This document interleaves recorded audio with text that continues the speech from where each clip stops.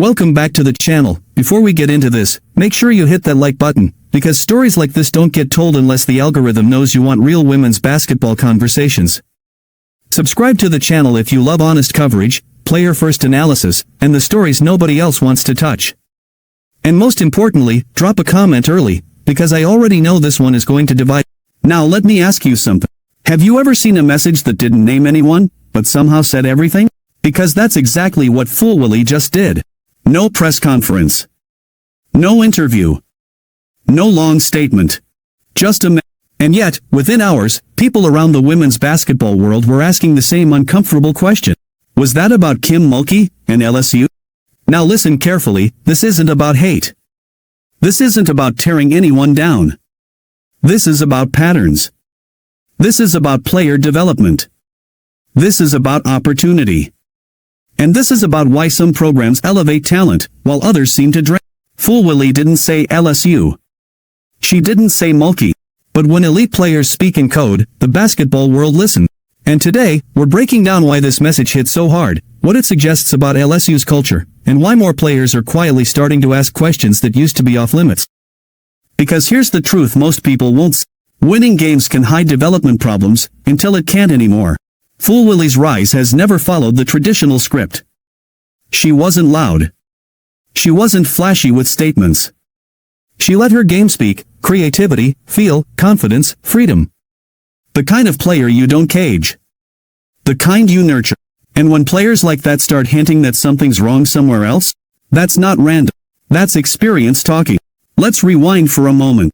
LSU, under Kim Mulkey, has built a reputation on intensity, discipline, and immediate results. Championships. Star power. National attention. And on the surface, it looks like the blueprint works. But here's where the conversation shifts. There's a difference between collecting talent and developing it. There's a difference between winning now and building players for the next level.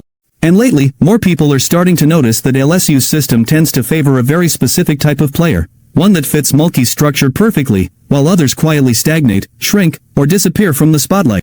Fulwiley's message didn't accuse anyone. It didn't attack anyone. But it challenged the idea that every elite player thrives in that environment. And when you line that message up with transfer decisions, reduced roles, uneven development arcs, and players who look freer the moment, it stops feeling like coincidence. Think about this. How many players have arrived at LSU with massive expectations, only to plateau? How many guards have struggled to play loose, instinctive basketball? How often do we hear about fit after the fact, instead of growth during the process? This is where Fulwiley's words land differently. Because she represents the opposite philosophy. Freedom. Trust. Creativity. Development over control. And that's why people immediately started comparing environments, without her ever saying a word about it. Now let's talk about Kim Mulkey for a second, because nuance matters. Kim Mulkey is a winner. A Hall of Famer. A coach who demands excellence. But demanding excellence and developing players are not the same thing. Some coaches elevate stars. Others manufacture results. And when players start hinting that their voices weren't heard, their games weren't nurtured, or their confidence wasn't protected, that's when a program's shine starts to crack. Fulwiley's message resonated because it tapped into something players don't usually say publicly, especially while they're still active. It suggested relief. It suggested growth. It suggested perspective. Almost like someone looking back and saying, now I understand what I needed all along. And fans noticed. Former players noticed. Recruits. Because today's athletes are smarter. They're not just asking, can you win? They're asking, will I grow? Will I be trusted? Will I still love basketball when I leave? That's where LSU's questions begin. Because winning covers a lot, until player stories start stacking up. Now compare that with programs built around development, places where guards are allowed to make mistakes, where confidence is protected, where growth isn't punished. You see players evolve. You see them expand their games. You see them prepared for the next level. Fulwiley's journey embodies that contrast. And when she speaks, even subtly, it sends ripples. This isn't about one coach. It's about a system. It's about whether talent is being maximized or managed. And here's the part that makes people uncomfortable. LSU doesn't need Fulwiley to be wrong for questions to be valid. Questions don't require accusations. Patterns don't require scandal. They require honesty. And Fulwiley's message opened a door that can't be closed again.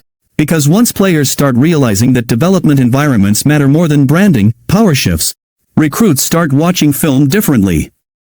Parents ask different questions. Players stop blaming themselves for stagnation. And coaches? They feel it. That's why this moment mattered. Not because of drama, but because of direction. Women's basketball is evolving. Player empowerment is real. And the era of just trust the system is fading. Fulwiley didn't expose anyone directly, but she exposed a conversation that was overdue. And LSU?